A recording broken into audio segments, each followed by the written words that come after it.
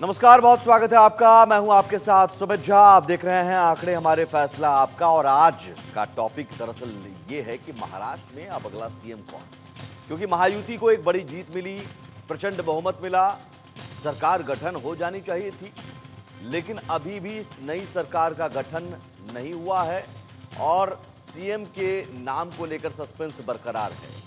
महायुति में माना जा रहा है कि देवेंद्र फडणवीस और एकनाथ शिंदे के नाम को लेकर आपसी खींचतान है। इन सब के बीच एक बड़ी खबर आ रही है। थोड़ी ही देर में एकनाथ शिंदे प्रेस कॉन्फ्रेंस करने वाले हैं। प्रेस कॉन्फ्रेंस में बड़े ऐलान कर सकते हैं शिंदे, और ये अपने आप में एक बड़ी खबर इस लिहाज से क्योंकि अभी तक तीनों नेताओं की बैठक नहीं हुई है। देवेंद्र फडणवीस, एकनाथ शिंदे और अजित पवार की बैठक नहीं हुई है।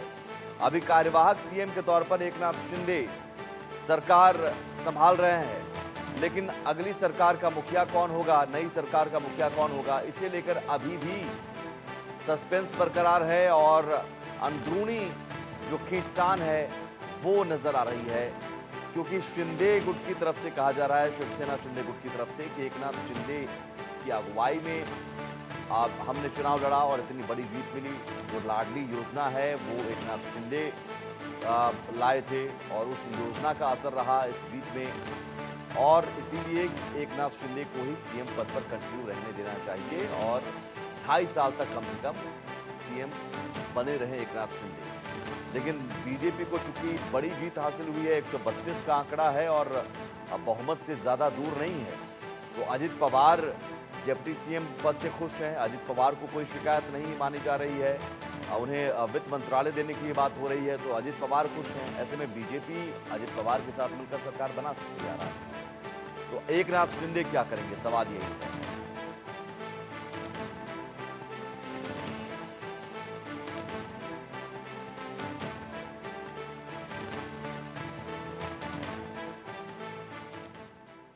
तो महाराष्ट्र में महायुति की प्रचंड जीत हुई, लेकिन कई दिनों बाद भी ये तय नहीं हो पा रहा है कि महाराष्ट्र का अगला मुख्यमंत्री कौन होगा, क्योंकि महायुति में तीनों ही पार्टियों के तीनों दावेदार मजबूत हैं। महाराष्ट्र में अगले मुख्यमंत्री को लेकर सबसे बड़ा सर्वे हमने किया है और उस सर्वे के नतीजे क्या हैं ये आपको बताते हैं।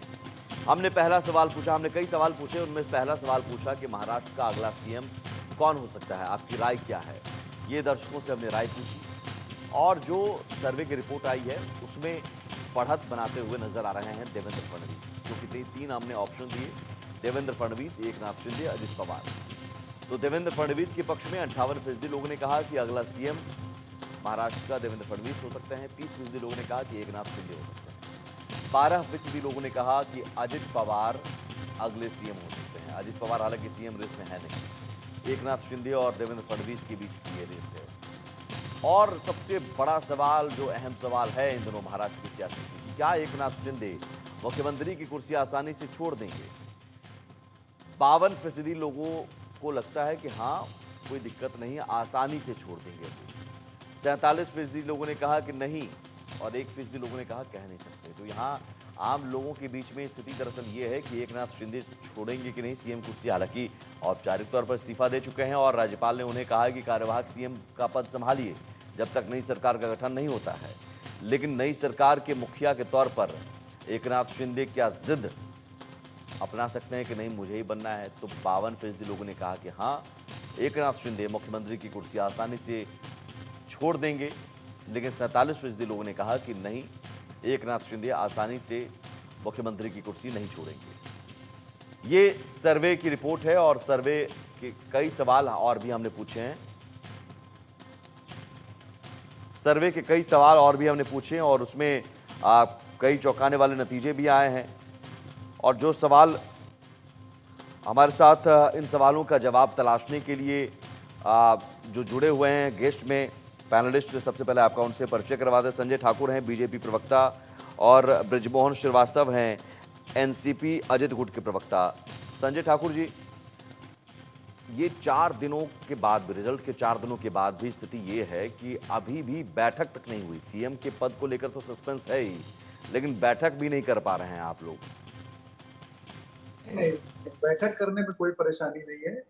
अब वो बैठक हम मीडिया को पूछ के तो करेंगे नहीं, हमारा अपना प्रोसीजर है, हम अपने ढंग से काम कर रहे हैं। रही बात मुख्यमंत्री बनाने की, तो ये बहुत स्पष्ट तौर पे कह दिया गया है कि जिस तरह से तीनों पार्टी के नेताओं ने चुनाव के पहले मिलकर आपसी सूझबूझ के साथ तालमेल बिठाकर सीटों का बंटवारा किया और जिस खूबसूरती से चुनाव लड़ा, जितना तालमेल था आपस में, उस वजह से इतना बड़ा मैंडेट हमको मिल सका है।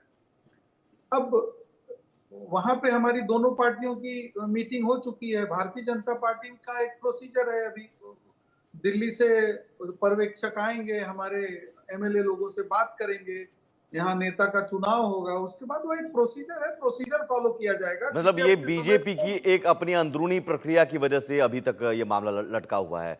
महायुति में कोई दिक्कत नहीं है सीएम पद को लेकर। बिल्कुल कहीं से कोई दिक्कत नहीं है और मामला लटका भी नहीं हुआ है। इतनी कोई जल्दीबाजी तो है नहीं कि कहीं भागी जा रही है सरकार, काम नहीं, तो चूंकि व्यवस्थित 26 चल रहा नवंबर को ही है। कार्यकाल एकनाथ खत्म हो शिंदे गया। जी कार्यवाहक मुख्यमंत्री हैं ही जी। 26 नवंबर को कार्यकाल खत्म हो गया था। नहीं ठीक है ना, लेकिन जो भी चीजें चल रही है वो संवैधानिक प्रक्रिया से ही चल रही है। संवैधानिक है, कुछ असंवैधानिक तो हो नहीं रहा है। बहुत सारी परंपरा रही है, बहुत जगहों पे कार्यवाहक अगली सरकार बनने तक कार्यवाहक मुख्यमंत्री काम करते हैं। तो हमारे अभी के जो मुख्यमंत्री जी हैं वो कार्यवाहक मुख्यमंत्री के रूप में काम कर रहे हैं, कोई दिक्कत नहीं है कहीं से। तो सवाल है कि बृजमोहन जी अभी के जो मुख्यमंत्री हैं कार्यवाहक सीएम के तौर पर वही सीएम रहेंगे, क्योंकि शिंदे शिवसेना शिंदे गुट की तरफ से जो नेता है वो कह रहे हैं कि ये जो जीत है उसमें बड़ा योगदान एकनाथ शिंदे की सरकार का रहा। आप उनके नेतृत्व में कहीं ना कहीं चुनाव लड़ने के लिए उतरे थे। लाडली योजना भी उनकी ही दिमाग की उपज है। हाँ, देखिए कि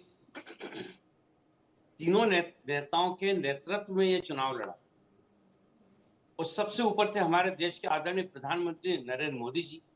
तो सारे लोगों ने जो चुनाव लड़ा वो आदरणीय नरेंद्र मोदी जी, आदरणीय अमित शाह साहब, उनके नेतृत्व में हमारे तीनों दलों के नेताओं ने महाराष्ट्र की जनता के बीच में जाकर अपनी बात रखी और महाराष्ट्र की जनता ने, महाराष्ट्र के मतदाता ने हम लोगों को बहुत व्यापक जनादेश दिया है। क्योंकि बहुत बड़ा जनादेश मिला है, जो कि 60 साल के इतिहास में पहली बार इतना बड़ा जनादेश मिला है। तो इसको लेकर हमारी तीनों पार्टियों के नेता बहुत ही गंभीरता के साथ, क्योंकि अभी 5 साल हम लोगों को काम करना है और हमारे उन सारे वायदों को हमें पूरा करना है जो वायदे हमने जनता से किए, जिनके आधार पर जनता ने हम लोगों को वोट दिया है।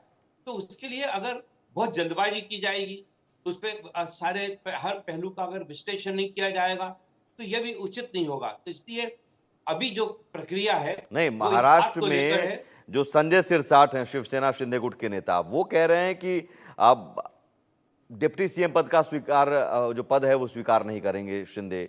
और जो चुनाव है एकनाथ शिंदे चूंकि मुख्यमंत्री थे उनके नेतृत्व में हम चुनाव लड़े, और जो योजना, जिस योजना का सबसे ज्यादा जिक्र हो रहा है, आप लोगों ने भी कहा कि गेम चेंजर लाडली योजना, वो एकनाथ शिंदे साहब के दिमाग की उपज है। तो ये शिंदे गुट की तरफ से बाकायदा दावा किया जा रहा है, संजय सिरसाट का ये दावा है। देखिए, इस योजना के ऊपर कॉपीराइट तो किसी का नहीं है, लेकिन अगर इसका हम एक सही विश्लेषण करें तो सबसे पहले इस योजना का सकारात्मक प्रभाव आया था मध्य प्रदेश में, जब वहां के तत्कालीन मुख्यमंत्री आदरणीय शिवराज सिंह चौहान ने इस योजना की घोषणा की और उसका बहुत सकारात्मक परिणाम सामने आया। तो मैं सोचता हूँ कि ये कोई रॉकेट साइंस नहीं है। ये जो योजना है ये एक जिम्मेदारी थी राज्य सरकार की, क्योंकि हम लोग सब और आप कह रहे हैं कि एकनाथ शिंदे साहब ने मध्य प्रदेश की कॉपी कर ली। सबसे पहले तो इंट्रोड्यूस वहीं हुई है, वहीं से इसके सकारात्मक परिणाम आए। मैं कोई ऐसी नई बात नहीं बोल रहा हूँ, पूरे देश को मालूम है ये बात। और उसी को अगर एक राज्य ने अगर उसका पालन किया है तो निश्चित रूप से ये बात जरूर है कि इस सरकार ने अपनी महाराष्ट्र की 2.5 करोड़ माताओं और बहनों तक सीधा उस पैसे को पहुंचाया। लेकिन ये भी कब हो पाया? अब मैं तो चूंकि वित्त मंत्री हमारे नेता आदरणीय अजीत दादा पवार हैं, तो मैं ये कह सकता हूं कि आदरणीय अजीत दादा पवार का वित्त मंत्रालय बहुत इस मामले में सक्रिय था, बहुत ही सक्षम था और उसने बहुत ही योजनाबद्ध तरीके से तो वित्त मंत्रालय एक बार फिर से मिल सकता है उन्हें।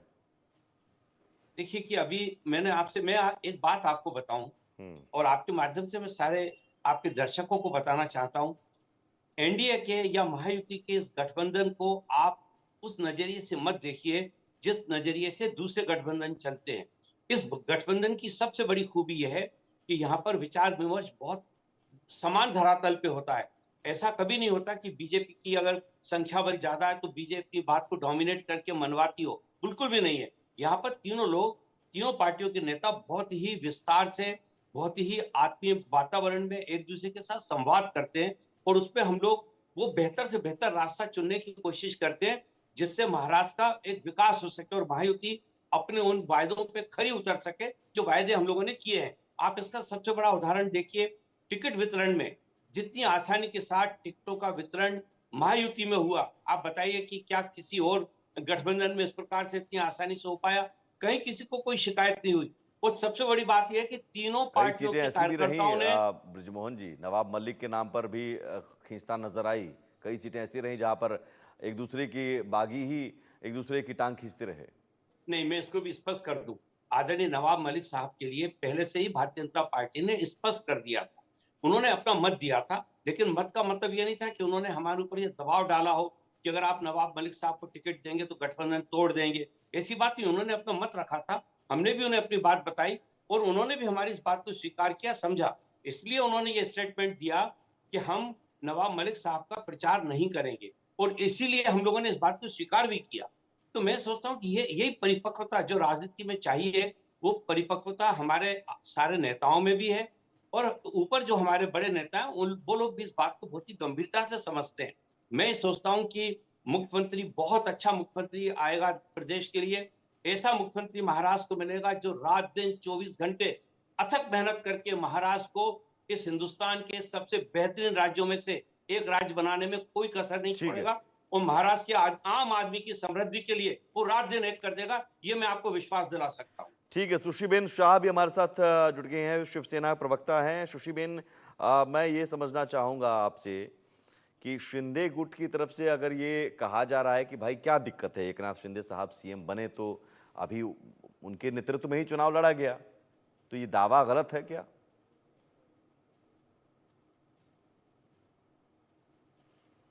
अनम्यूट कर लीजिए, आपकी आवाज आ जाएगी, अनम्यूट कर लीजिए। नमस्ते सभी को and thank you for having me on your show. हर एक शिव सैनिक ये चाहेगा कि जिस नेता ने, जिस प्रमुख नेता ने और जिस सीएम ने एक गुड गवर्नेंस का मॉडल तैयार किया है हर तबक्कों को, फिर वो टिकने वाला मराठा रिजर्वेशन हो, फिर ओबीसी का रिजर्वेशन न डिस्टर्ब करते हुए उन्होंने रिजर्वेशन दिया है, मराठा रिजर्वेशन जो अब तक टिका हुआ है। It has stood the test of law. तो ऐसे आदमी जिसने मुख्यमंत्री लाड़की बहन योजना, फिर अपने किसानों के लिए किसान समृद्धि योजना वगैरह लॉन्च की और एक मोस्ट पॉपुलर मराठा लीडर की तहत से उभरे, तो हम जरूर चाहेंगे कि हमारे मुख्यमंत्री जी को ही सीएम बनाया जाए। लेकिन हम महायुति की सरकार है, सीएम तो महायुति का ही बनेगा। तो मुझे पूरी जो सर्वश्रेष्ठी हमारे लीडर निर्णय लेंगे वो हमें मान्य रहेगा। लेकिन ये शिव सैनिक की, because I am a Shiv Sainik और हमने 2.5 साल काम किया है उनके साथ। नहीं, आप लाडली योजना का जिक्र कर रहे हैं, लेकिन ब्रिजमोहन जी आपके आने से पहले कह रहे हैं कि ये कोई रॉकेट साइंस तो है नहीं, ये मध्य प्रदेश में पहले ही इसका सकारात्मक परिणाम आया था, तो इसी को एक तरह से कॉपी किया गया। नहीं, मैं आपको ये बताऊं, हाँ योजनाएं काफी सारी है, लेकिन जो पॉलिटिकल विल चाहिए, जो एडमिनिस्ट्रेटिव स्किल्स चाहिए, उसको इम्प्लीमेंट करने की एक निश्चित काल में 3.5-4 साल में 2.5 करोड़ महिला को हमने उसके लिए तो फिर सम्मान वित्त दिया। मंत्री अजित पवार थे, उनकी भी वित्त मंत्री अलोकेट ने किया जरूर। हाँ। मैं ये भी कहना चाहूंगी हाँ। कि अजीत दादा हो या हमारे देवेंद्र फडणवीस जी हो, हाँ। हमारे सीएम सर हो, लेकिन इम्प्लीमेंट करना जिस हिसाब से हमने काम किया और एडमिनिस्ट्रेटिव मशीनरी को काम पर लगाया। तो मैं वही कह रहा हूं सुश्री जी कि ये एक तो टीम वर्क हुआ ना, फिर हम एक चेहरा को कैसे हम प्रमोट कर दें कि यही सीएम का तो